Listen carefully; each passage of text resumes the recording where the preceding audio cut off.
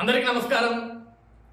గన్నవరం నియోజకవర్గం మాజీ MLA, the great kidnapper, అదే కాకుండా జగన్మోహన్ రెడ్డికి ప్రాణ స్నేహితుడు, మంచి మిత్రుడు వల్లభనేని వంశీ కిడ్నాప్ కేసులో ఉన్నత న్యాయస్థానం వల్లభనేని వంశీకి 14 రోజులు రిమాండ్ విధించిన సంగతి మనందరికీ తెలిసిన విషయమే.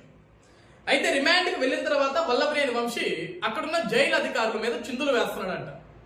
ఎందుకయ్యా అంటే ఆయనకి ఇచ్చిన బ్యారక్ నచ్చలేదంట, ఆయనకు ఆ జైలు నచ్చలేదంట, పడుకోవటానికి ముఖ్యంగా ఆయనకి మంచం ఇవ్వట్లేదంట. మంచం ఇవ్వకపోతే నేను పడుకోను, నాకు నడుము నొప్పుందని ఒక కొత్త డ్రామాకి తెరదీశాడు.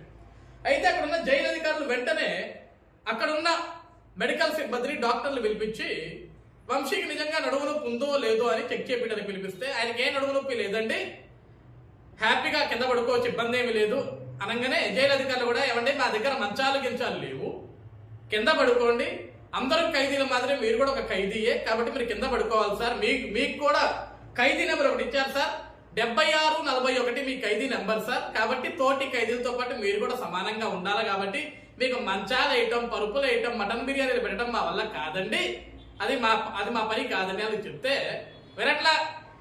నాకు మంచం ఏమండి, నాకు మంచం ఇస్తేనే పడుకుంటా, నాకు మటన్ బిర్యానీ పెడితేనే తింటా, నాకు ఏది వేస్తేనే పడుకుంటా, నాకు స్నానానికి లక్ష సోపు కావాలా, తల రుద్దుకోవడానికి హెడ్ అండ్ షోల్డర్ షాంపూ కావాలా, అడుగు. అత్తగారింటికి కదా నువ్వు పోయింది, అసలే కొత్తలుడు వాయే, కొత్తలుడివి అత్తగారింటికి వెళ్ళావు, మరి మీ అత్తమామలు నీకు అన్ని సహకరించాలి కదా, సమకూర్చాలి కదా. ఏసీ పెట్టండి, మంచం వేయండి, మటన్ బిర్యానీ పెట్టండి, పూల పాన్పు వేయండి. ఏం నువ్వేమో రాష్ట్రం కోసం లేకుంటే ప్రజల కోసం ప్రజా పోరాటం చేసిపోయినావా? జైలుకి కిడ్నాప్ చేసిపోయినావు నాయన, కిడ్నాప్ చేసి పోయావు. తోటి ఖైదీతో నువ్వు కూడా ఒక ఖైదీవే, తోటి ఖైదీని జైల్లో ఎలా ఉంటే అలానే ఉండాలా.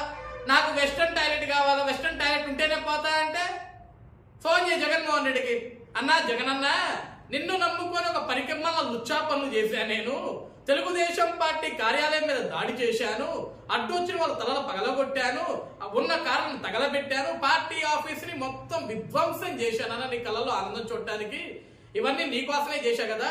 చివరికి నీకోసం చేసిన విషయంలో నేనెక్కడ ఎదవనైపోతాను భయంతో ఆ రోజు కంప్లైంట్ చేసిన వ్యక్తిని కూడా నేను కిడ్నాప్ చేశానన్నా. చివరికి ఆ కిడ్నాపే నా తలకు చుట్టుకుంది, నన్ను జైలుకి పంపించింది. తీరా జైలుకి వస్తే నాకు వీళ్ళు అడిగితే మంచం వేయట్లేదు, కూర్చోడానికి కుర్చీ వేయట్లేదు, తినడానికి మటన్ బిర్యానీ పెట్టట్లేదు, చివరికి బాత్రూమ్కి పోవడానికి వెస్టర్న్ టాయిలెట్ ఇవ్వట్లేదన్న నాకు అని జగన్మోహన్ రెడ్డికి చెప్పాడు. 16 నెలలు జైలు జీవితం చేశాడు కదా, నీకు బాగా అలవాటు ఏం చేయాలి, ఏ విధంగా ఉండాలి అనేది చెప్పాడు కదా. జగన్ 2.0, మీరెవ్వరు అధైర్యపడొద్దు, మీ అందరికీ జగన్ అనేవాడు ఒక స్ఫూర్తి అవ్వాలా. 16 నెలలు జైలు జీవితం చేసి వచ్చా నేను, నాకంటే గొప్పగా ఎవడన్నా కష్టాన్ని అనుభవిస్తాడా? మీరందరూ నన్ను స్ఫూర్తిగా తీసుకోండి, కాబట్టి జైలుకి వెళ్ళే ప్రతి ఒక్కరు భయపడొద్దు, జగనే మీకు స్ఫూర్తి అని చెప్పాడు కదా వంశీ. నువ్వు కూడా ఏంటా మరి మంచం కావాలా, వెస్టర్న్ టాయిలెట్ కావాలంటే ఎట్లా ఇస్తారు చెప్పు, అది కాని పని కదా. ఇప్పుడు జగన్మోహన్ రెడ్డి ఇన్ఫ్లుయెన్స్ అంతా ఉపయోగించి అవసరమైతే ఋషికొండ మొత్తం పగలగొట్టేసి, కొండలు మొత్తం పగలగొట్టేసి పెద్ద బిల్డింగ్ కట్టాడు చూసినావా. ఒక వాష్రూమ్ దగ్గర 70 లక్షలు 80 లక్షలు కోట్ల రూపాయలు పెట్టి కట్టాడు.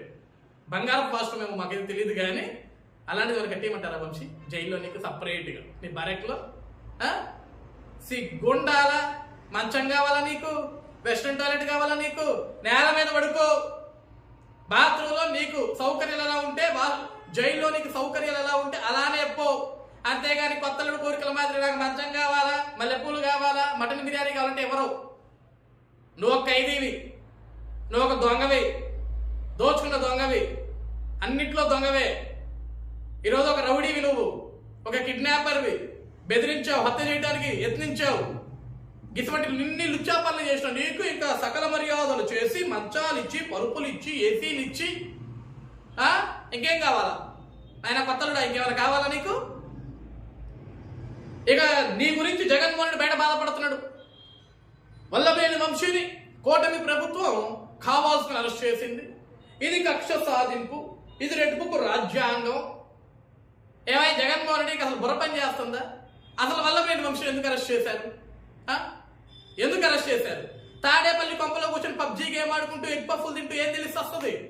అసలు వల్లభనేని వంశీని అరెస్ట్ చేసింది ఎందుకు చెప్పు? ఒక మనిషిని కిడ్నాప్ చేశాడు, ఒక సాక్షిని ఒక కంప్లైంట్ని కిడ్నాప్ చేసి బెదిరించి భయప్రాంతులకు గురి చేసి నేను చంపేస్తామంటే ఆయన అరెస్ట్ చేయకుండా ఏం చేస్తాం ఆయన? గసవంటోని అరెస్ట్ చేయకుండా ఏం చేయాలి? చప్పట్లు కొట్టాలా? చాలా అద్భుతంగా కిడ్నాప్ చేసావు వల్లభనేని వంశీ, నీకు దండం పెడతాం, శాలువా కప్పి సన్మానం చేస్తామని చెప్పాలా? ఇక సిగ్గు లేకుండా ట్వీట్ చేసావు ఎక్స్లో నువ్వు. ఇదే కూటమి ప్రభుత్వం పరాకాష్ట, అధికారులు కూడా ఇష్టానుసారంగా ప్రవర్తిస్తున్నారు, పోలీస్ యంత్రాంగం గాడి తప్పింది, ఆంధ్రప్రదేశ్ రాష్ట్రంలో అంబేద్కర్ రాజ్యాంగం నడవట్లేదు, రెడ్ బుక్ రాజ్యాంగం నడుస్తుంది. 2019 నుంచి 2024 వరకు నీ పరిపాలనలో ఏ రాజ్యాంగం నడిచింది జగన్మోహన్ రెడ్డి? ఏ రాజ్యాంగం నడిచింది? ఇదే నీ వల్లభనేని వంశీ ఎన్నికలకు కరెక్ట్ గా 2 నెలల ముందు గన్నవరం నియోజకవర్గంలో తెలుగుదేశం పార్టీ కార్యాలయాన్ని విధ్వంసం చేసి తగలబెడితే ఏం చేసావు ఆ రోజు? ఆ రోజు స్పందించాలి కదా ఒక ముఖ్యమంత్రిగా నువ్వు. ఎందుకు తగలబెట్టావు వంశీ? నీకు అసలు బుద్ధి ఉందా, జ్ఞానం ఉందా? పార్టీ ఆఫీసులు తగలబెట్టిన సిగ్గులేనోడా అని చెప్పు తీసి కొట్టాలి కదా. కొట్టావా? ఈరోజు సిగ్గు లేకుండా ఏ మొక్క పెట్టుకుని ఇంకా ట్వీట్లు చేస్తున్నావు నువ్వు. వంశీ అరెస్ట్ కుట్ర కోణం, బెదిరించారు, సాక్షుల్ని ప్రభావితం చేశారు. అసలు సాక్షిని కిడ్నాప్ చేశాడు కదా, కిడ్నాపర్ కదా వల్లభనేని వంశీ. ఇక నువ్వు ఏ మొక్క పెట్టుకుని ఆయన ట్వీట్ చేస్తున్నావు, నువ్వేమో ట్వీట్ చేయటం, ఆయన ఏమో కోరికలు కోరటం. సరిపోయారు నాయన మీరందరూ కూడా. నిజంగా మేము రెడ్ బుక్ రాజ్యాంగం మొదలు పెడితే, నిజంగా నారా లోకేష్ గారు చెప్పినట్లుగా రెడ్ బుక్ ను ఓపెన్ చేస్తే ఆ రెడ్ బుక్ లో మొట్టమొదటి పేరు నీదే ఉంటుంది. ఆయన జగన్మోహన్ రెడ్డి గుర్తుపెట్టుకో. ఇక లోకేష్ గారు రెడ్ బుక్ ను తెరవలేదు. ఈరోజు లోకేష్ గారు ఈ రాష్ట్ర ఒక మంత్రిగా, ఒక బాధ్యత గల పౌరుడుగా, ఈరోజు ఆంధ్రప్రదేశ్ రాష్ట్రంలో కూటమి ప్రభుత్వంలో ఒక మంత్రిగా ఆయన పనులు ఆయన నెరవేర్చుకుంటూ బాధ్యత గల మంత్రిగా ముందుకు వెళ్తున్నాడు తప్ప కక్ష సాధింపు రాజకీయాలు ఆయన చేయట్లేదు. నిజంగా కక్ష సాధింపు రాజకీయాలు చేయాలనుకుంటే, నిజంగా రెడ్ బుక్ రాజ్యాంగం మొదలు పెట్టాలనుకుంటే, నిజంగా రెడ్ బుక్ తెరవాలనుకుంటే ఆ రెడ్ బుక్ లో మొట్టమొదటి పేరు ఉండాల్సింది వైఎస్ జగన్మోహన్ రెడ్డితే, మొట్టమొదటిగా జైలుకు పోవాల్సింది వైఎస్ జగన్మోహన్ రెడ్డి. కాబట్టి నువ్వు కంగారు ఇప్పుడు మాకు జగన్మోహన్ రెడ్డి గసవంటి అరెస్టులు ఏమన్నా ఉంటే మొట్టమొదటిగా పోలీసు వాళ్ళు వచ్చి మొట్టమొదటిగా కొట్టే తలుపు, తట్టే తలుపు నీది మాత్రమే అవుతుంది తప్ప నీ కిందన చెంచాగలదు అవ్వదు. ఈరోజు వంశీ ఇలాంటి అరెస్ట్ అయ్యాడంటావా? కిడ్నాప్ చేస్తే కామన్ గా పోలీసు వాళ్ళు అరెస్ట్ చేస్తారు కదా, అది పోలీసుల బాధ్యత కదా. ఈరోజు కిడ్నాపర్స్ అరెస్ట్ చేయకుండా ఇంట్లో కూర్చోబెట్టరు కదా. దానికి నువ్వు ఎందుకు కంగారు పడుతున్నావు, ఎందుకు బాధపడుతున్నావు? నీ మంత్రులకు కూడా చెప్పు, మాకు ఎందుకు అరెస్ట్ చేశారో తెలియదు, ఎందుకు అరెస్ట్ చేశారో తెలియదు అంటే చదువుకొని సామాన్యుడు ఎందుకు చేశారో చెప్తారు. చదువుకోండి ఆ పేపర్లు. ఎప్పుడు సాక్షి ఒకటే కాదు కదా, అన్నీ చదవాలి కదా, అన్నీ చూడాలి కదా. లేకుంటే వంశీని అడగొచ్చు కదా, అసలు ఎందుకు నా కిడ్నాప్ చేసామని అడగాలి కదా. ఇవేమీ లేకుండా కుట్ర జరిగింది అంటే జరగదు. కుట్ర కిడ్నాప్ చేశాడు, కుట్ర పన్నాడు వంశీ, కిడ్నాప్ చేసినోడిని అరెస్ట్ చేశారు, జైల్లో వేశారు, అంతే కదా. నిజాలు బయటికి రావాలా? అసలు పార్టీ ఆఫీస్ విధ్వంసం చేయమన్నది వంశీకి చెప్పింది ఎవడు?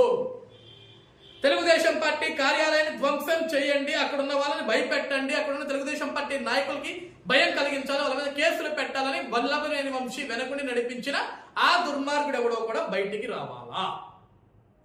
ఈరోజు కేవలం గన్నవరం నియోజకవర్గ తెలుగుదేశం పార్టీ ఆఫీస్ ధ్వంసం గురించే కాదు, తెలుగుదేశం పార్టీ కేంద్ర కార్యాలయంపై దాడి జరిగిన దాని వెనక కుట్ర కోణం, దాని వెనుకున్న ఆ కుట్ర చేసిన ఆ దౌర్భాగ్యులు, ఆ దరిద్రులు, ఆ దుర్మార్గులు, ఆ పనికిమాల చెత్త వెధవలు ఎవరో కూడా వాళ్ళని కూడా చట్టం శిక్షించాలా, వాళ్ళని కూడా బయటికి కాలర్ పట్టుకొని లాక్కరావాలా. ఇది ఆంధ్రప్రదేశ్ రాష్ట్ర ప్రజానికం కోరిక. ఎందుకంటే ఆంధ్రప్రదేశ్ రాష్ట్రంలో స్వేచ్ఛగా బ్రతకాలన్నా, ప్రశాంతంగా ఉండాలన్నా సరే, చివరికి దేశ విదేశాల్లో ఉన్న పారిశ్రామికవేత్తలందరూ కూడా ఆంధ్రప్రదేశ్ రాష్ట్రానికి పెట్టుబడులు పెట్టేదానికి పరుగులు పెట్టుకుంటూ రావాలన్నా సరే, గిసువంటి కిడ్నాపర్లు, గిసువంటి రౌడీ షీటర్లు, గిసువంటి దోపిడీదారులు, గిసువంటి దొంగలు, గిసువంటి దుర్మార్గులు రాష్ట్రాల స్వేచ్ఛగా తిరగకూడదు. వీళ్ళందరినీ అరెస్టు చేసి జైల్లో వేయాలా, వీళ్ళకి బుద్ధి వచ్చే విధంగా ఒక శిక్ష వేయాలా, వాళ్ళకు ఒక మంచి గుణపాఠం నేర్పించాలా. అవన్నీ జరిగితేనే ఆంధ్రప్రదేశ్ రాష్ట్రంలో ప్రజలు స్వేచ్ఛగా ఉంటారు. ఎందుకంటే ఇక్కడ ఇచ్చిన 5 సంవత్సరాలు కూడా భయంతో బ్రతికారు, బిక్కుమంటూ బ్రతికారు. ప్రశ్నించాలంటే భయం, అడగాలంటే భయం, రోడ్డు మీద నడవాలంటే భయం. ఆడపిల్లలకి రక్షణ మాత్రమే కాదు, 2019 నుంచి 2024 వరకు ఆంధ్రప్రదేశ్ రాష్ట్రంలో జగన్మోహన్ రెడ్డి పరిపాలనలో ఆడవారికి మాత్రమే కాదు, మగవారికి కూడా స్వేచ్ఛ లేకుండా చేశాడు జగన్మోహన్ రెడ్డి. ఎందుకు మగవారికి కూడా స్వేచ్ఛ లేకుండా చేశాడు అంటే, చివరికి జగన్మోహన్ రెడ్డి ఇంటి మీదకి జాబ్ క్యాలెండర్ ఎప్పుడు విడుదల చేస్తావు జగన్మోహన్ రెడ్డి అని అడిగేదానికి వెళ్ళిన యువకుల మీద రేప్ కేసు పెట్టాడే జగన్మోహన్ రెడ్డి. ఒక మగాడి మీద ఇంకొక మగాడు రేప్ కేసు పెట్టాడు. మరి జగన్మోహన్ రెడ్డి పరిపాలనలో మహిళలకే కాదు, పురుషులకు కూడా రక్షణ లేకుండా పోయింది ఆ రోజు. అది జగన్మోహన్ రెడ్డి పరిపాలన. కాబట్టి వంశీ, నీ కోరికలన్నీ నెరవేర్చడం చాలా కష్టమమ్మా. ఖైదీవి నువ్వు, నీకు ఒక నెంబర్ ఇచ్చారు 7641. మీ అన్న కూడా ఒక నెంబర్ ఉంది కదా 6093. మీ అందరికీ అద్భుతంగా మంచి మంచి నెంబర్లు వస్తాయి. ఎవరి నెంబర్ ఫ్యాన్సీ నెంబర్ అని చెప్పే విషయంలో మీరు అందరూ కూడా ఒక పోటీ పెట్టుకోండి. నాది ఫ్యాన్సీ నెంబర్ అంటే నాది ఫ్యాన్సీ నెంబర్, నాది ఫ్యాన్సీ నెంబర్ అంటే నాది ఫ్యాన్సీ నెంబర్ అని చెప్పేసి మీలో మీరు మురిసిపోవటం తప్ప. తప్పు చేసిన వాడు శిక్షించబడతాడు. ఇది కూటమి ప్రభుత్వం సాంప్రదాయం. ఇది డాక్టర్ బాబాసాహెబ్ అంబేద్కర్ రచించిన రాజ్యాంగం ప్రకారమే ఈ రాష్ట్రంలో పరిపాలన నడుస్తుంది తప్ప ఇంకో విధంగా కాదు. కాబట్టి తప్పు ఎవడు చేసినా సరే, ఆయన వంశీ అయినా, జగన్ అయినా, అంబటి రాంబాబు అయినా, రోజా అయినా, అనిల్ కుమార్ యాదవ్ అయినా, విడుదల రజనీ అయినా, గుడివాడ అమర్నాథ్ అయినా, ఇంకొక నాథ్ అయినా, ఇంకెవడైనా సరే తప్పు చేసిన వాడు జైలుకు పోక తప్పదు, శిక్షించక తప్పదు, శిక్ష పడక తప్పదు, మీరు అనుభవించక తప్పదు. కాబట్టి అన్నీ మూసుకొని వేచి చూడండి మీ సమయం కోసం.